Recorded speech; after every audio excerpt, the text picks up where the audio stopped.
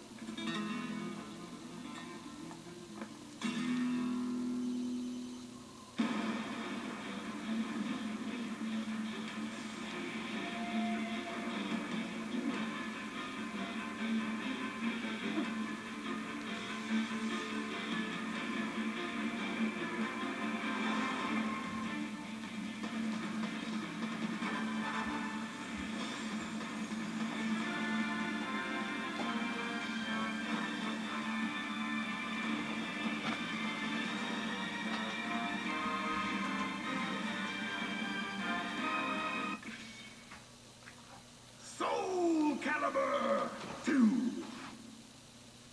Damn right.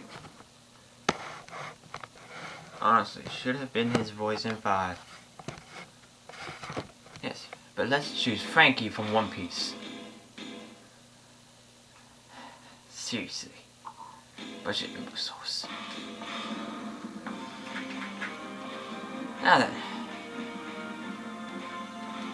Take this.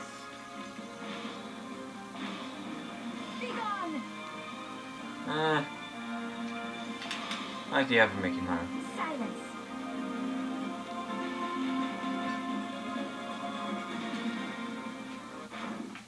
Versus Taki. Crush. Battle. Fight.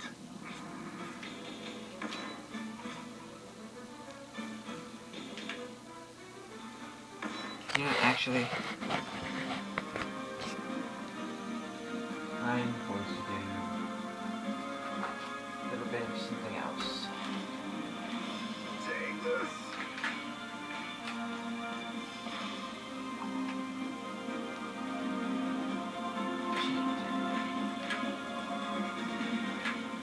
I think I'm gonna go with Talon. Just because she's Talon. How's this?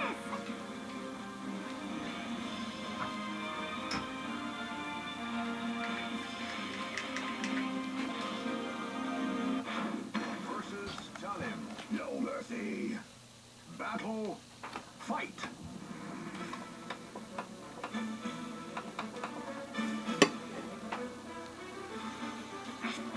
Now, I guess I'm doing some thinning. I've left a lot of things out, so I'm starting over. So yeah. First off, Soul Swing. Really not that useful of a move, as the instruction booklets and move fighting books that they release for these games really don't give it too much credit. Especially considering a lot of other moves tend to outlast it. Especially slant cross or even windmill. And above all, I was flying Dutchman nonetheless. So like, if they're actually cornering you, yes, so soon could be a good thing to delay them off, but that's about it. Like, if you were to make a combo,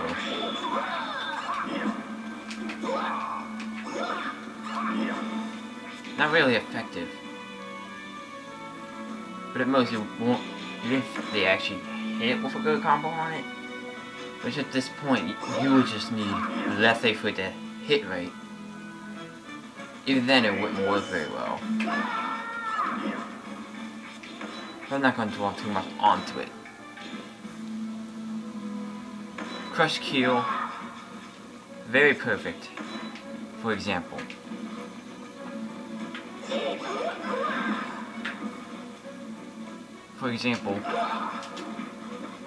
against the wall, very good for that. Or if you want to do a power lunge, a stronger version, could work a lot good. Soul Charge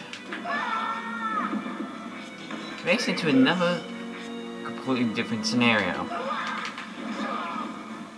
Very beautiful combo right there. When it doesn't have the Soul Charge or a counter, it goes into something else. So it's a two-sided move. Not only that, the button combination is different from the last game.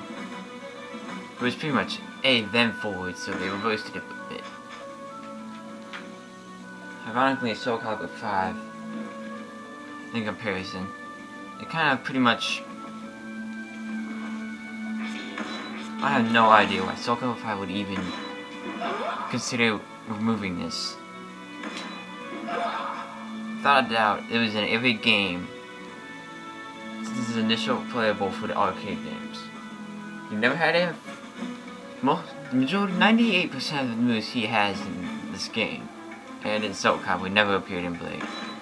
So, pretty much it. But I'm not going to dwell too much on that. But aside from that, it really is, since Soul Calibur, Crush Keel, Anchor Bow Heel, and Wild Storm, they've all been pretty much his most signature moves, with the exception of Wild Storm, which appeared in literally every freaking game. But enough on that. Lagging Wave.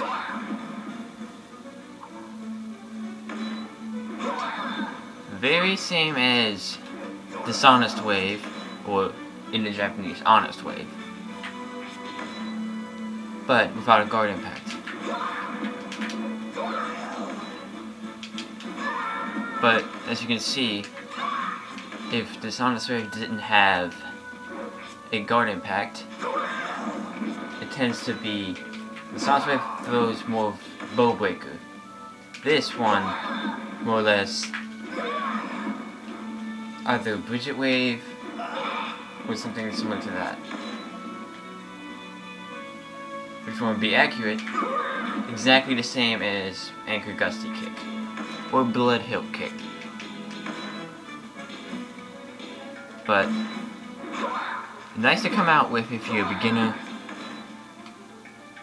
because if you're not too faithful with bio lunges. Of course, with Lagging Wave, not exactly a thing to rely on too much if you're going against a hard opponent. Because they would tend to guard this a lot.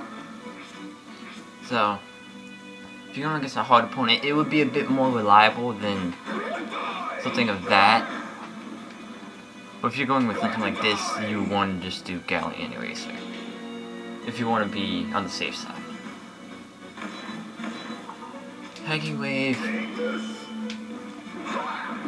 unlike the other moves, they don't change through Soul Charge or counter, aside from strength. Here it gets an extra 15, more or less. Scissor Wave, going by Japanese, Scissors Wave. And he's just like Crush Keel. It is one of his most signature moves. Believe it or not, it's actually been in Soul Blade, but it looked a bit different. But if you use that move as long as I have, you can tell it was Scissor Wave. Besides the point, there's not a single game that is not in. And it's also a good move. Just like Crush Keel. Instead of her moving back with that, you can also go into that. Perfect opportunity. Long move there. Something like that if you wanted to. Let's say since I did that wrong, something like that, possibly even something like that if they hadn't guarded. So yeah, can work two-sided as well. Scissor wave, nice and quick.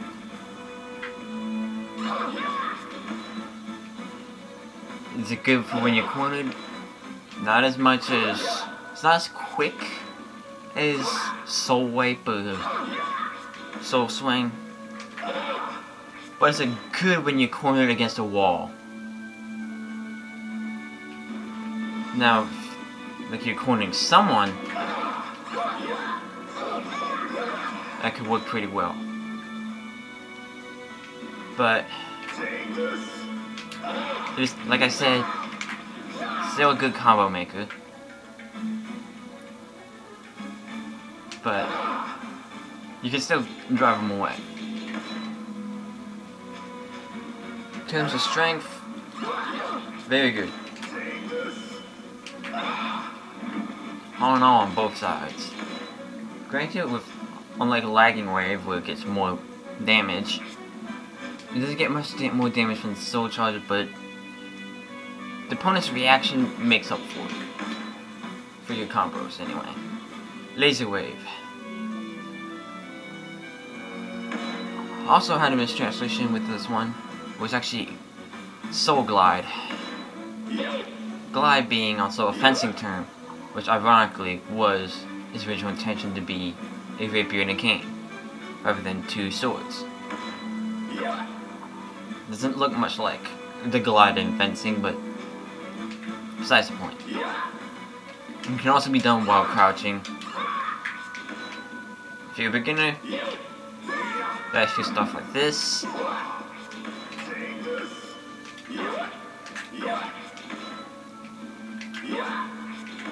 So soul charge doesn't do, soul charge encounters don't do anything on it, but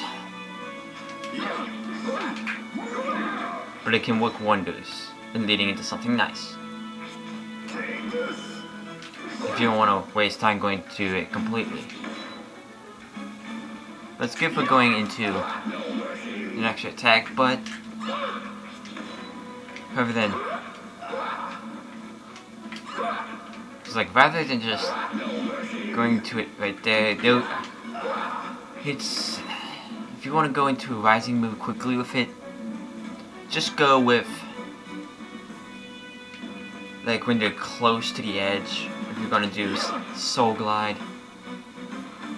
And pardon me on this because I prefer the original Japanese names. I'm going to refer to them as the original Japanese, so bear with me on that. And so the actual names for the Japanese should be in the video description in that. And as I was saying, a lot of times it'll drive them too far. Of course, at this point it's not, but later on in the games they do. Then, next, Dread Wave.